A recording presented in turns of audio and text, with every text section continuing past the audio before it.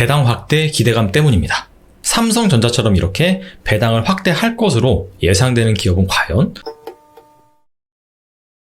삼성전자 우선주가 최근 강한 흐름을 보이고 있습니다. 10월 첫 거래일부터 14일까지 삼성전자 보통주는 3.7% 오른 반면에 우선주는 같은 기간 5.7%나 상승을 했습니다.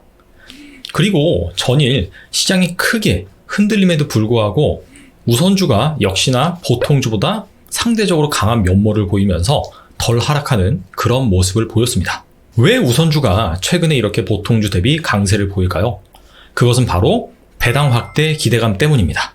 그래서 오늘은 삼성전자가 왜 이렇게 배당을 확대할 것으로 예상을 하는지, 배당을 확대하면은 왜 삼성전자 우선주가 보통주보다 강세를 보이는지, 그리고 결과적으로 삼성전자처럼 이렇게 배당을 확대할 것으로 예상되는 주식은 무엇이 있는지 여기에 대해서 알아보도록 하겠습니다. 삼성전자가 2017년 10월에 낸 공시입니다. 수시 공시 의무 관련 사항이라고 해서 이때 당시에는 2018년부터 2020년까지 즉 3년간 주주 환원 정책을 어떻게 가져가겠다, 그 부분에 대해서 공시한 내용입니다. 크게 세 가지가 있는데 중요한 부분만 살펴보면요. 일단 첫 번째, 배당 확대라고 해서 2018년은 2017년 대비 100% 상향을 할 것이다. 배당을 2배 이상 늘릴 것이다. 그런 말이죠. 그리고 2019년과 20년은 2018년과 동일한 규모의 배당을 유지할 것이다. 라는 얘기를 했고요. 그리고 이 3번의 마지막 부분을 볼게요. 3년간 프리캐시 플로우의 최소 50% 배당을 집행을 하고 자녀 재원 발생 시 추가 현금 배당 및 또는 자사주를 매입하겠다라고 밝혔습니다. 자, 이 얘기는 무엇이냐? 일단은 프리캐시 플로우의 50% 정도를 주주한테 환원을 한다. 주주한테 돌려주겠다. 그런 말이고, 환원을 하는 방법은 두 가지죠. 배당과 여기 나와 있는 자사주 소각. 만약에 삼성전자가 돈을 많이 잘 벌었어요. 그렇다면은 2017년 대비 배당금을 2배로 증액했다 하더라도 프리캐시 플로우의 50%가량 주주 환원을 다 못할 수가 있습니다. 그래서 만약에 그런 상황이 발생한다, 그 얘기가 바로 요 밑에 있는 자녀 재원 발생 시 추가 배당 및 자사주 소각을 하겠다, 그 얘기거든요. 그런데 지금 2020년이 거의 끝나가죠. 바로 그 시기가 왔다, 이겁니다. 그래서 최근에 증권사에서 나온 보고서를 확인해 보면 메리츠 종금 리서치 센터에서 나온 그런 자료인데 3년간 지금 삼성전자의 잉여현금 흐름이 얼마로 추정이 되냐면 약 한 76조 원으로 추정이 됩니다. 그렇다면은 50%라고 한다면 38조 원 정도인데 최근 3년간 배당액을 다 합산을 해보니까 28조 8천억 원밖에 안 된다는 거예요. 그래서 9조 이상의 자녀 재원이 발생을 한다. 그래서 이것을 발행 주식수로 나눠서 주당 배당금이 추가적으로 얼마까지 지급이 가능하냐 계산을 해봤더니 1734원, 즉 원래는 354원을 배당을 하는데 그거의 5배가량을 배당할 수 있다. 폭탄 배당 기대감이 형성돼 있다. 그 얘기죠. 그런데 왜 우선주가 강세를 보이느냐? 우선주 이꼬르 배당주다 라는 인식 때문입니다. 이 그래프는 삼성전자 우선주의 보통주 대비 주가 수준 추이, 그리고 국고채 3년물 금리를 같이 보여주는 그런 그래프입니다. 보시면 전반적으로 삼성전자 우선주의 보통주 대비 주가 수준이 국고채 3년물 금리와 정반대로 움직이는 것을 확인할 수가 있습니다. 이렇게 금리가 낮아지는 구간에는 확실히 우선주의 주가 수준이 보통주 대비 높아지는 모습을 볼 수가 있죠. 그런데 꼭 그렇지만은 않았어요. 언제? 바로 2018년에. 이때는 금리가 이렇게 올라갔잖아요.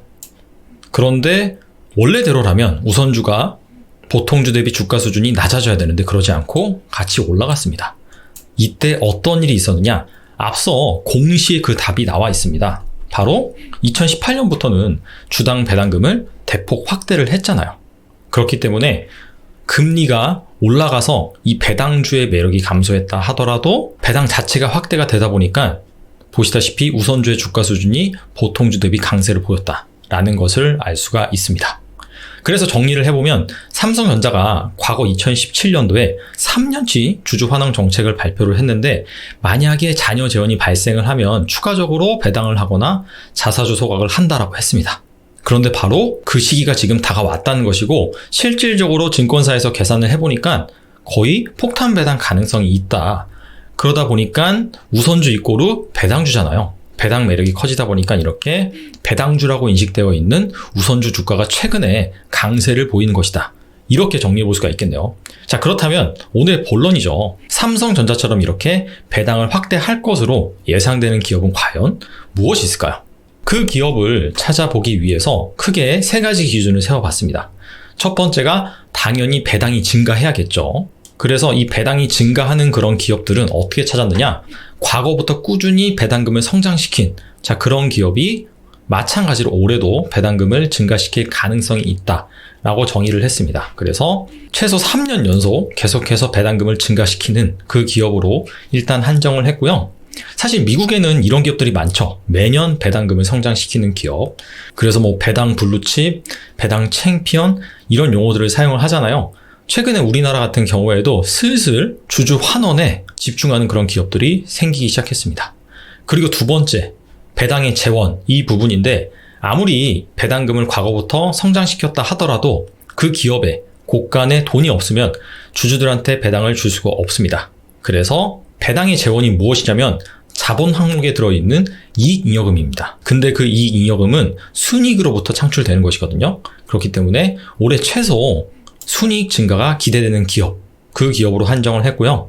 그 다음에 배당 재원이 넉넉하고 3년 연속 배당금이 증가했다 하더라도 배당금 사이즈 자체가 너무 작아버리면 배당주로서의 매력이 없겠죠. 그래서 최소 배당 수익률 3% 이상 기대되는 기업으로 선정을 했습니다.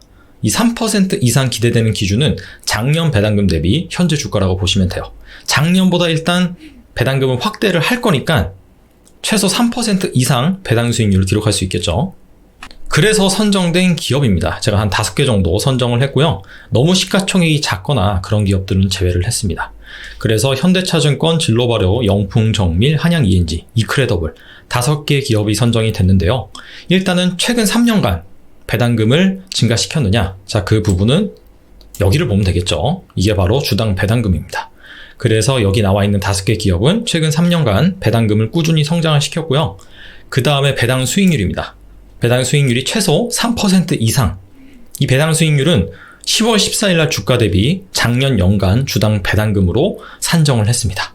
그리고 배당의 재원, 이익잉여금인데 그 이익잉여금이 순이익으로부터 창출된다 그랬죠. 그래서 올해 최소 순이익이 증가할 것으로 예상되는 기업. 현대차증권과 영풍정밀, 이크레더블은 올해 순이익 컨센서스가 존재합니다. 하지만 진료발효와 한양-ENG는 컨센서스가 없어요. 그래서 이런 기업들은 어떻게 증가할 것으로 추정을 했느냐? 올해 2분기까지 지금 실적이 나왔잖아요. 그래서 2분기 연한산, 즉 올해 2분기부터 해서 최근 4개 분기 합산 순이익이 2019년보다 증가할 것으로 예상이 되는 기업들, 이런 기업들을 그냥 하반기에 특별히 저조하지 않으면 증가할 가능성이 있기 때문에 올해 순이익이 늘어날 것으로 간주를 했습니다. 그래서 여기 5개 기업을 선출을 했고요. 배당주에 투자하실 때는 주의할 부분이 있습니다. 바로 배당금뿐만 아니라 원금에 해당되는 주가도 같이 성장할 수 있느냐, 그 부분입니다.